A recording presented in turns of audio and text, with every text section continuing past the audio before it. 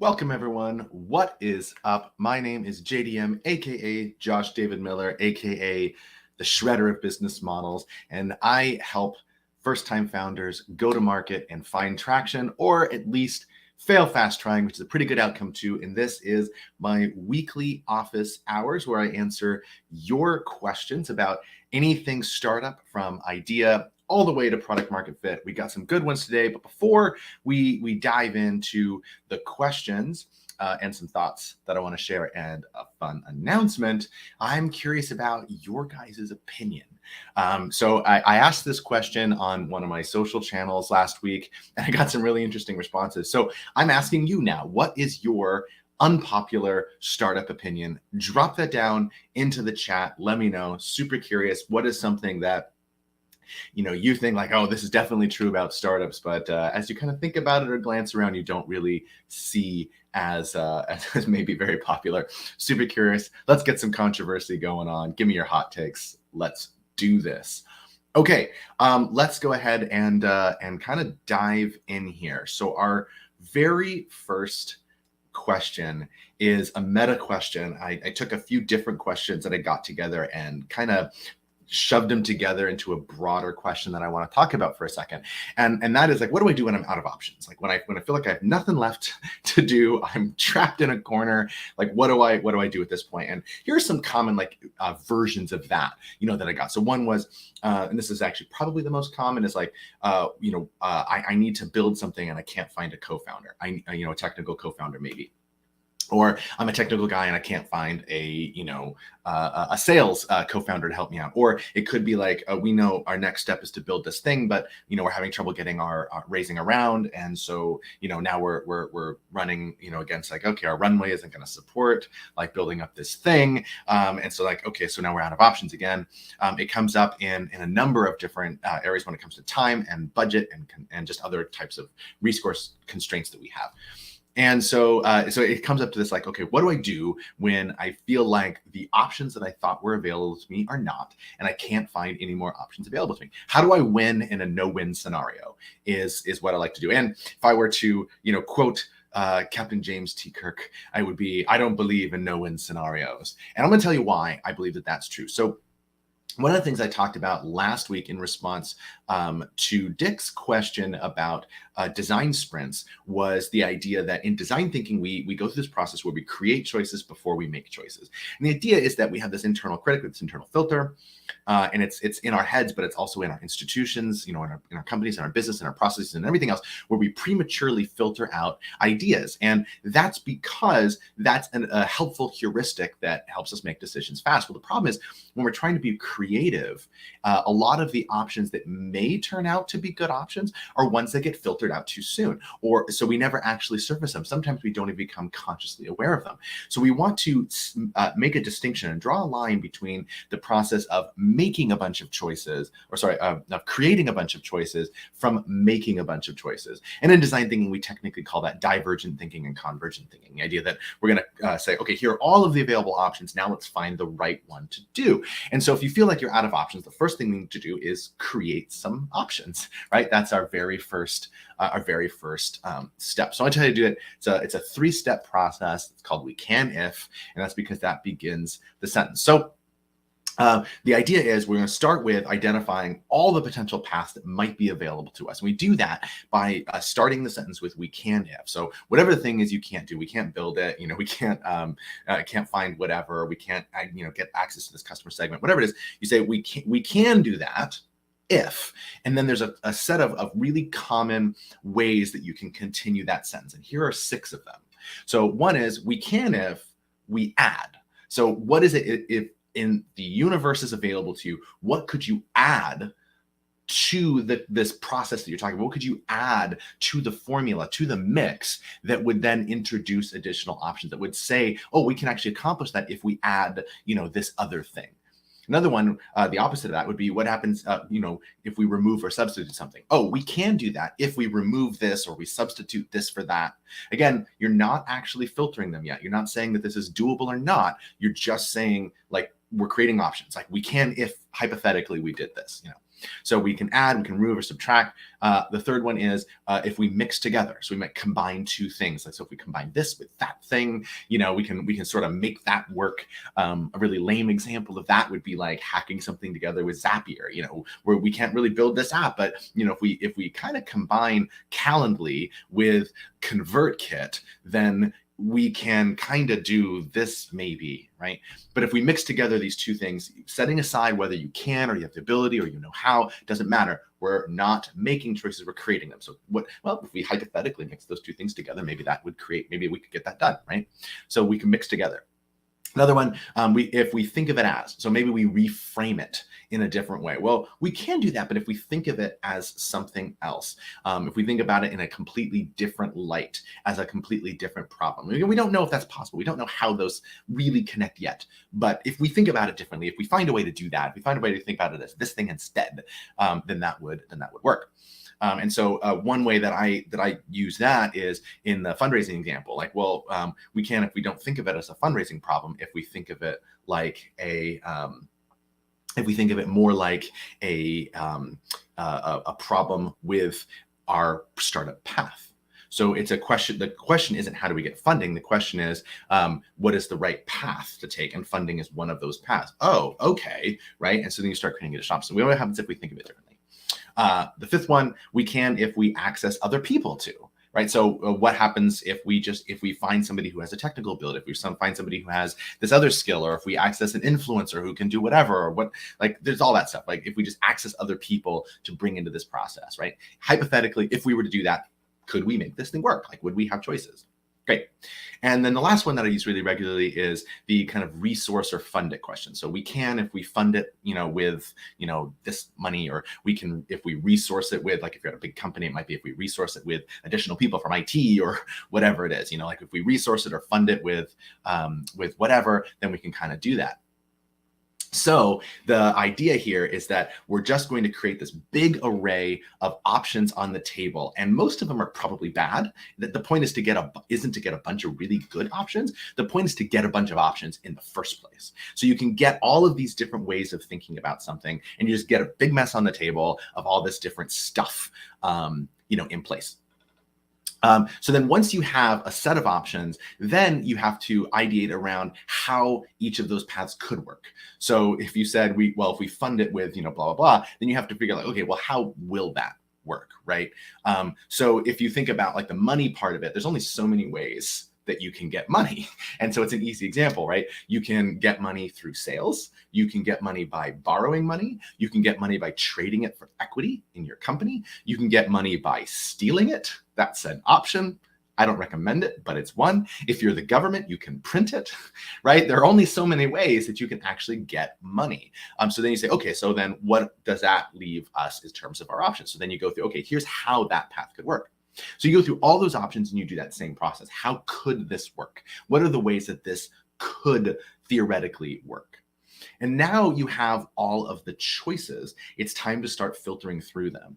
And I think the best way to do that, particularly if you're feeling trapped, is to find it with efficiency.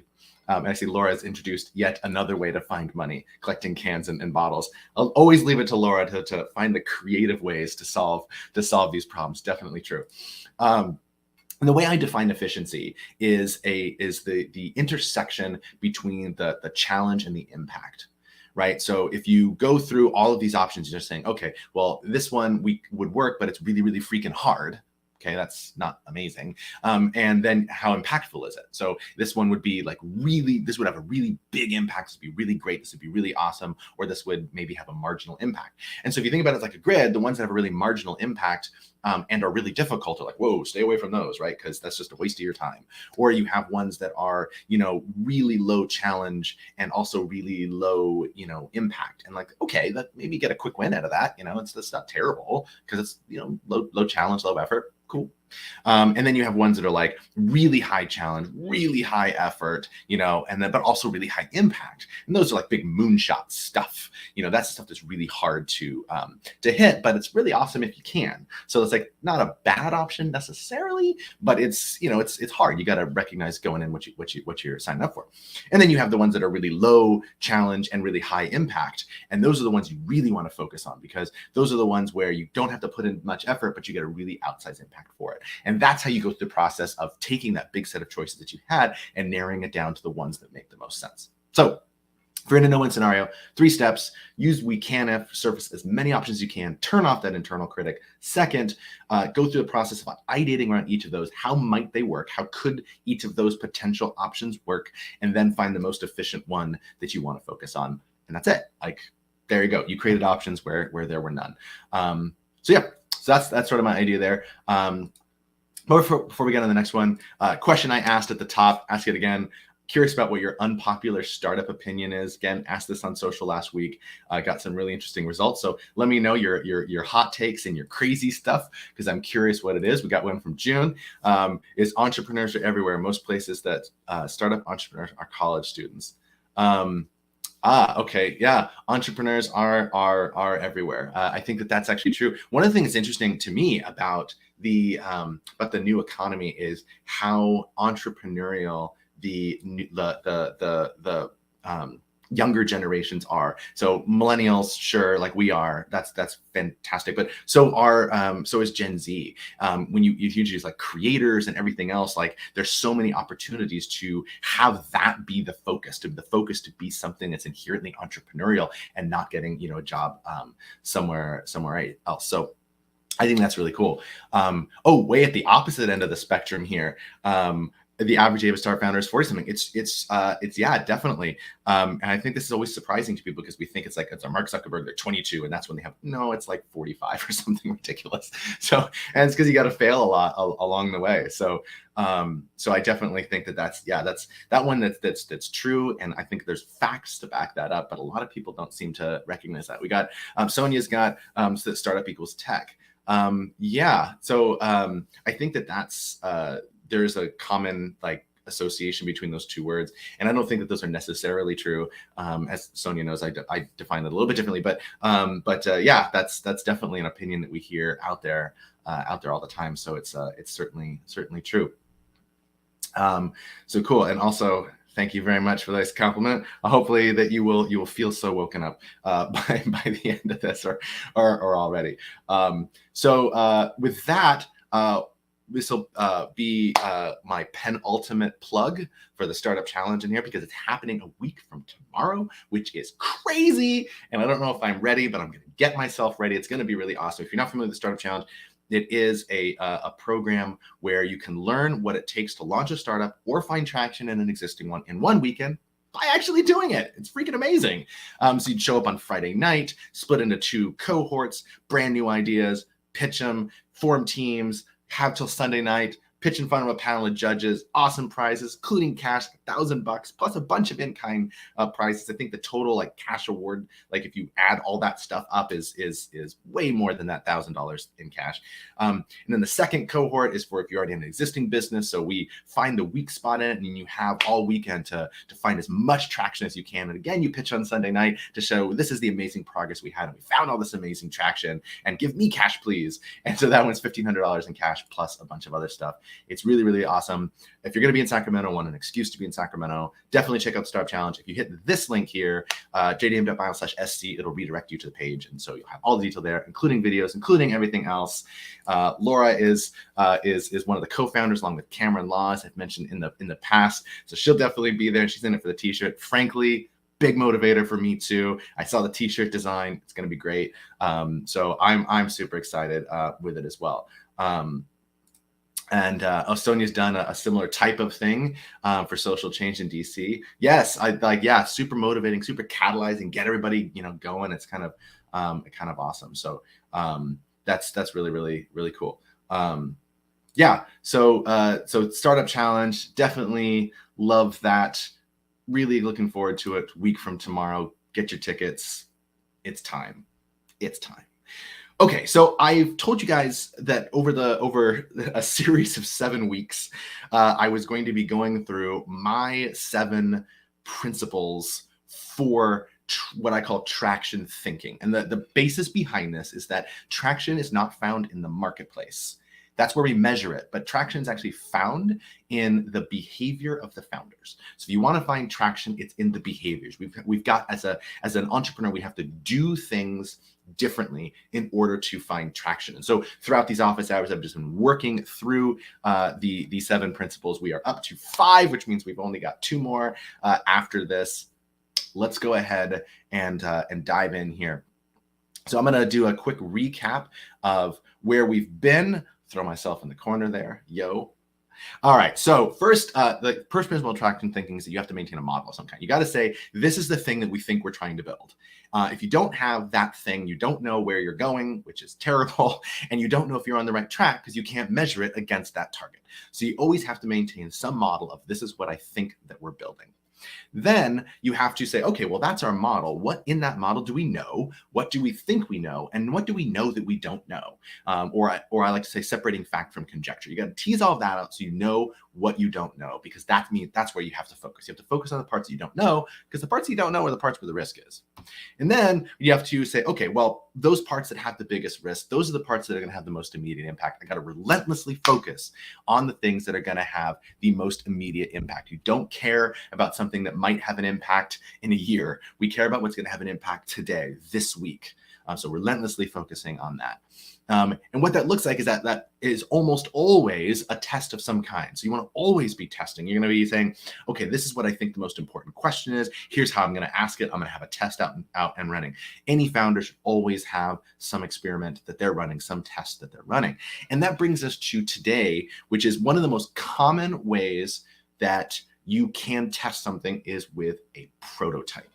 And so this principle 5 is you can prototype anything. Literally anything can be prototyped.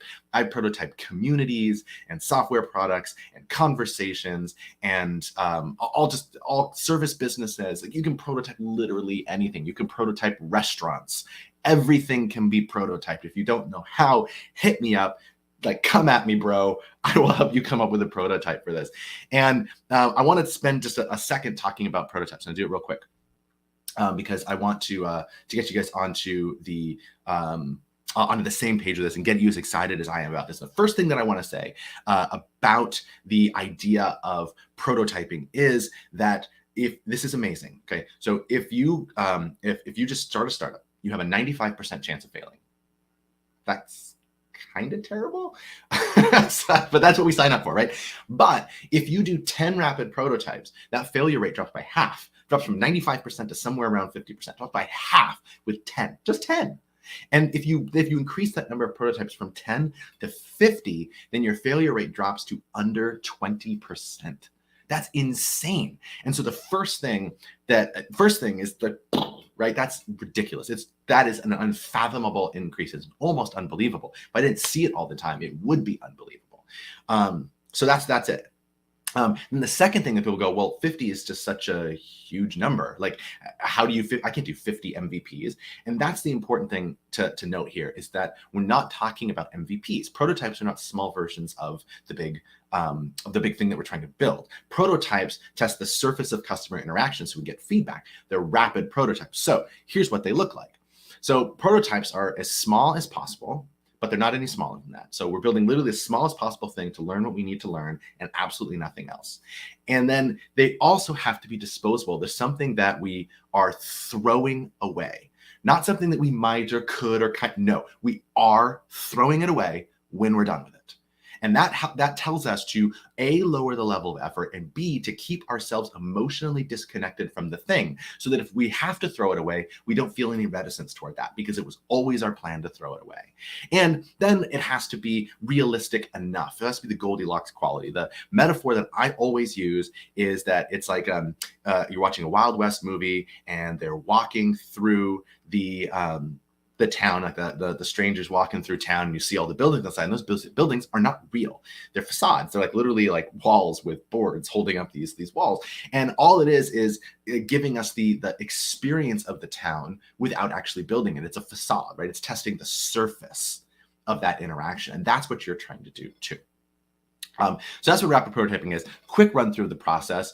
Like when we talk about these rapid prototypes, we're looking at things like everything from pen and paper to clickable prototypes to doing a service as a concierge to Zapier, like I talked about earlier. There's so many ways to do all that prototyping together. And the way that the process actually works at the end of the day is that you create this rapid prototype. We're talking like an hour of effort. That's a prototype, like an hour of effort. You create this rapid prototype, you put it in front of 5 customers, you watch them go through it, you get their narration in real time, you get what's happening in their mind, and they tell you how it's working along the way, and you gather data back. And what you're looking for in there is the wow moment. You're looking for the whites of their eyes. Like, oh my goodness, right? That's what you're looking for. And if you don't get that wow moment, you go back and iterate on that prototype, put it in front of 5 customers and do it again until you get that wow moment. And that's why it decreases that failure rate so much, is because so rapidly you're putting the moment that's most important and most impactful in front of a customer and then iterating until it is the most impactful moment. And you're doing that before you've gone out and done all of this building work, before you've gone out and formed a company, before you've gone out and like built an MVP, certainly, before you've created social media accounts. Like, it's before any of that, you're saying, am I solving something where at the end of the day, I can put it in front of somebody and they're going to go, oh my gosh, right? That's what you're looking for. And that's why prototypes are so amazing. So I actually do have one more thing to say on that. That's a fun announcement, but a couple of things in here we got going on. Sonia's testing a questionnaire today. Definitely let me know how that goes. I'm going to be super curious about that. Laura used to play restaurant like others played house.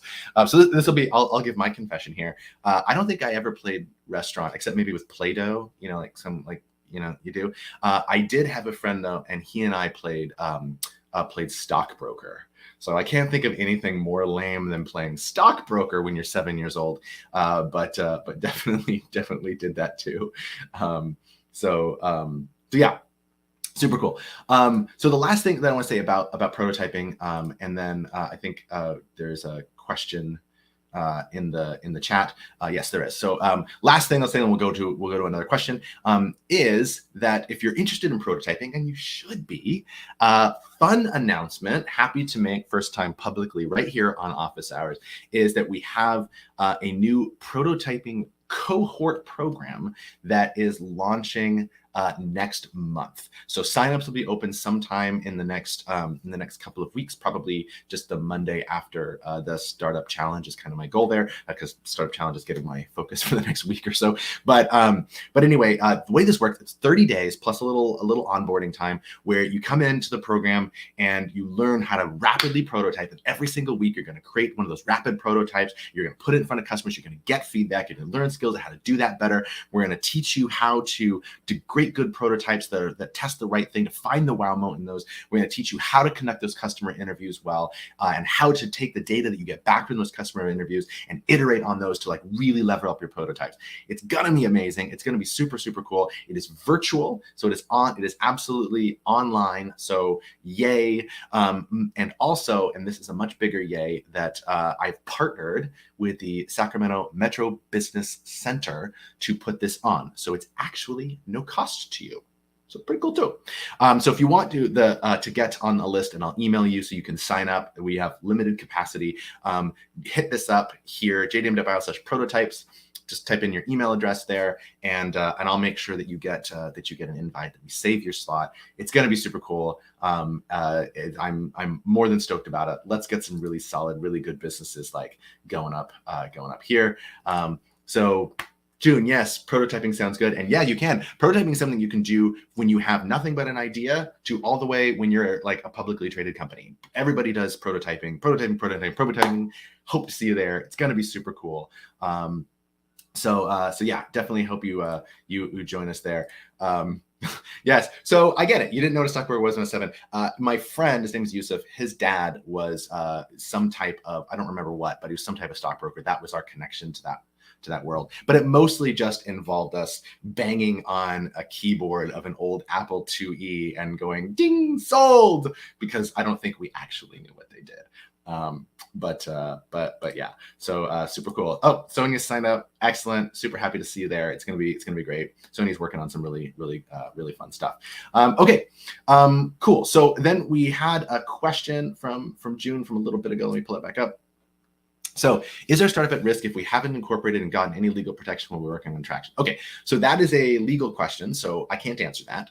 I can't give you legal advice, but I will speak outside of your particular context on my personal opinion about this process. So the way that I think about risk, is in what exactly are we looking to protect ourselves against?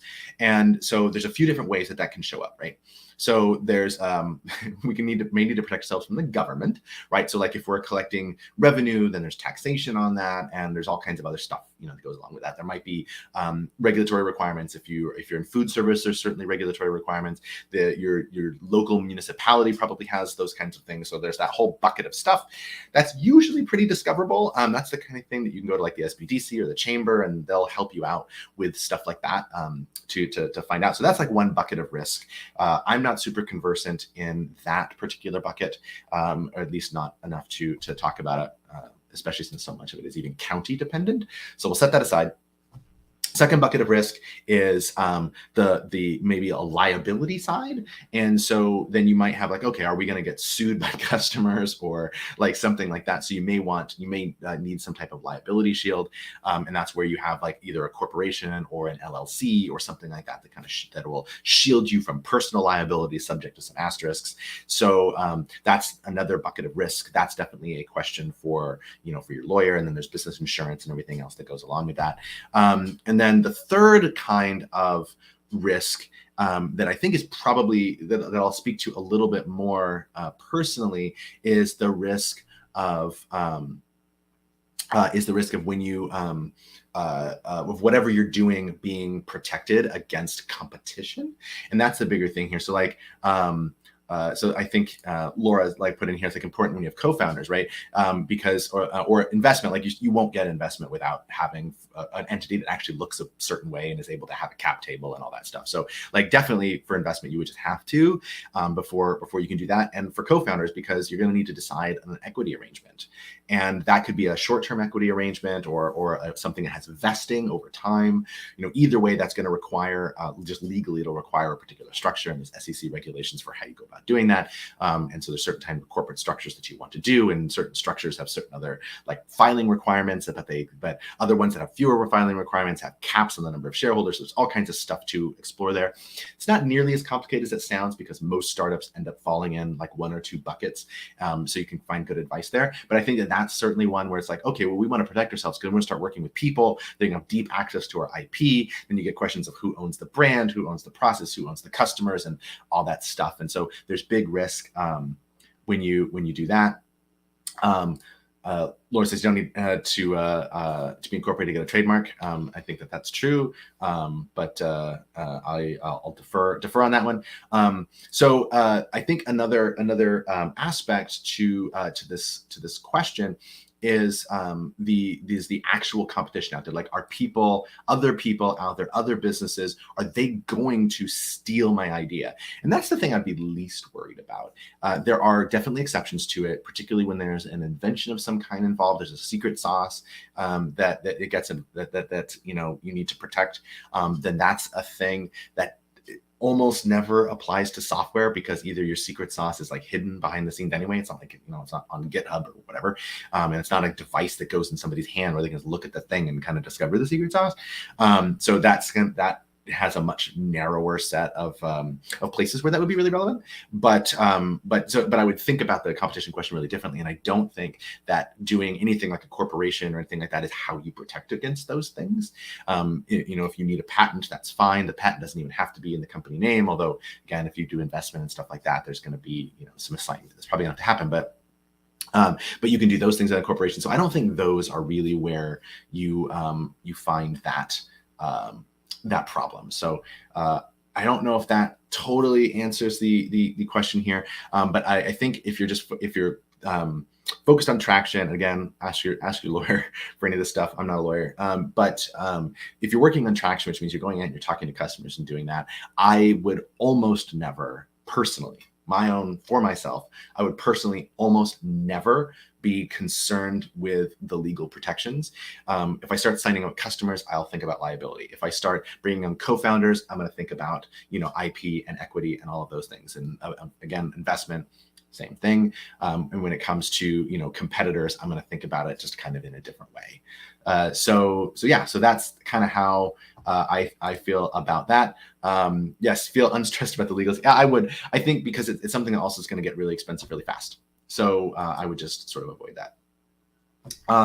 Again, not your lawyer, not providing legal advice. So there's that. So, that's all I got for right now. I'll be back next Thursday morning, 10 a.m. Pacific, right here on YouTube. If you want to throw a question my way, you can hit this link. It's also in the description. And if you go here, you can type in a question. You can record an audio question or a video question. And if you do a video or audio one, I might play it right here if that's a nice, simple question. So do that. And with that, I'm gonna call it here. Got more comments going in the chat, which is great, but we're in a little longer than I normally do, so we're going to end it. Thank you so much for spending some time with me this morning. I hope you have a fantastic rest of your Thursday and have a great weekend. And hopefully I will see you at the Startup Challenge or the Prototyping Cohort. Peace out. See you guys.